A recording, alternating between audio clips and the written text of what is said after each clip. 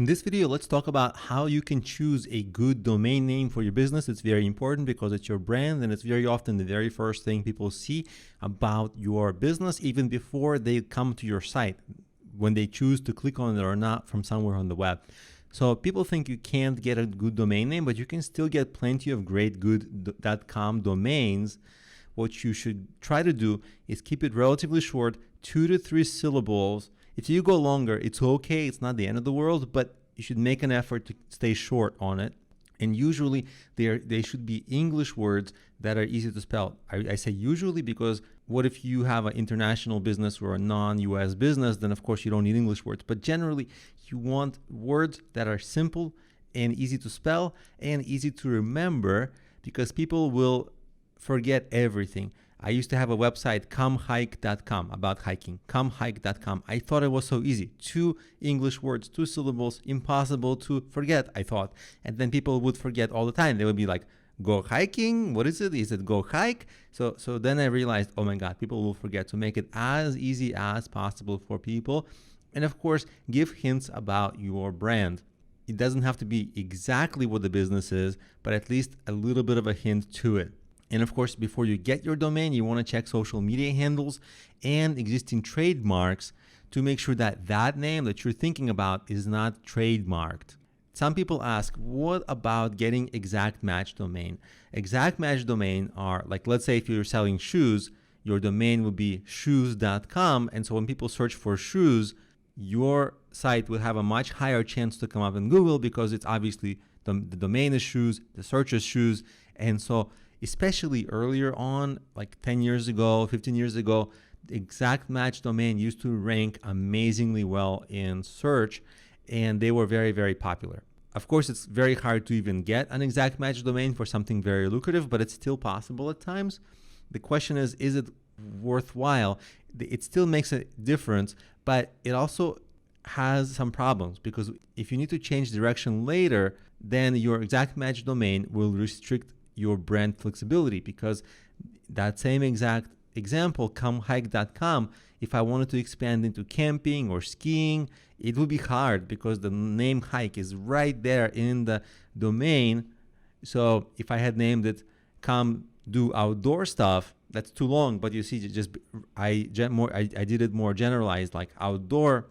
Then of course camping and skiing would be all under that. So exact match domains, they do help now a tiny bit for SEO, but they also restrict your brand. So it's a decision. If you aren't sure that your business is going to be exactly the same in the future, you might want to stay with a more general brand, and that goes for your domain, because specifics, they just decrease your flexibility. And what you want to do is, of course, stay away from .net, .biz, .info, and even sometimes .co. I know .co are popular now, but a lot of consumers outside the tech world, they're not sure about this .co, and they're always going to ask, is it .co? Is it .com? You don't want the domain to be distracting from your core business. You want to get to the more important things. And one caveat is country-specific domains are okay. So in France, it will be .fr. In UK, it will be .co.uk. There are far more domain names available with those extensions than .com. So it's easier to get a great domain. Of course, that's only if you're doing a business in France or in UK. If you're doing a US-based business, don't make sense anymore. Now let's talk about what not to do. Don't put numbers in your domain.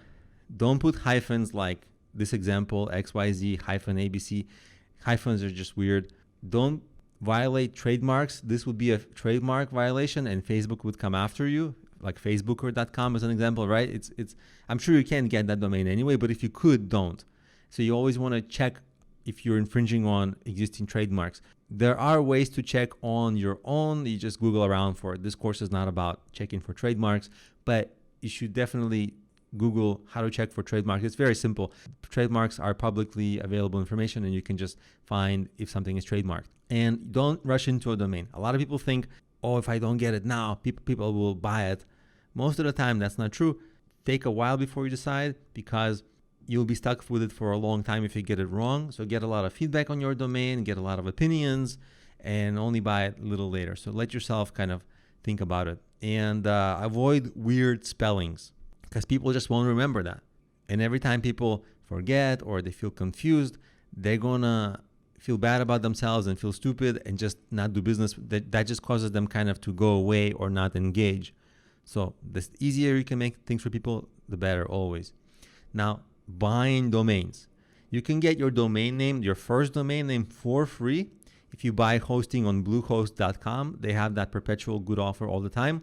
Or you can get a very cheap domain on GoDaddy.com. If you Google for like GoDaddy discount coupons, there's a ton of active coupons, so you can get a discounted domain name for $1 or $2 or something like that. So buying them is no problem. So that's essentially how you go about shopping for a domain and researching your domain and getting the right one. Now, I'm actually on GoDaddy.com, and I'll show you how I would look for a domain. There are many, many better places where you can look for a domain and domain suggesters, but they're a little bit outside of the scope of complexity of this video. This is just a beginner introduction. So what you would do is, like, let's say you have some idea for a business. Maybe it's a coaching business. So you would do strongcoaching.com. You would literally type that in here, and they would tell you if it's available. You see, they say it's taken. So they tell you all these other ones are available, like they give you suggestions, right? Strong Coaching Services. Okay. You know, it's a boring sounding domain name, but it's clear. So it's not terrible. I wouldn't buy it though, but it's passable. And you would browse here. Don't get any of this Mobi, Club, nothing, that site. Don't get any of this. But if you have anything like .com suggested, like Strong Coaching Center, okay, like if that resembles what you're doing, then sure, that you will get that domain. But then you can just keep searching. Instead of Strong Coaching, you may be like Epic, right? So you would just try different words.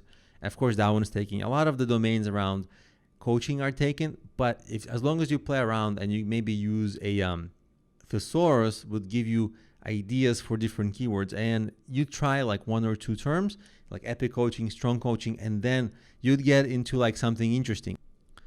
Now, here's an example that I just found randomly. Now, this violates a lot of our rules, so I would not recommend this per se, but here's the sky is the limit coaching. It's quirky and fun, which is good, but it's a little too long and it's too many words and it sounds awkward. So I would not get this, but you can see how you can play around with the prefixes and suffixes. You can take out the sky is the limit, and you can say dream coaching. Of course, this will be taken, but you would just play around, and you would always keep trying, and eventually you'll stumble into some interesting domain names. This is a process that takes time, but over time, maybe days. Keep playing around, keep thinking, keep being creative. So even as I'm thinking, I thought of like, oh, Better You Coaching, and I typed it in here, and it was taken, but still, it's an idea. So keep getting these ideas, and eventually you'll stumble into clusters of terms around which domains are not taken, and then as long as they fit the rules we outlined, you can grab one and they will represent your brand well, and they'll be professional.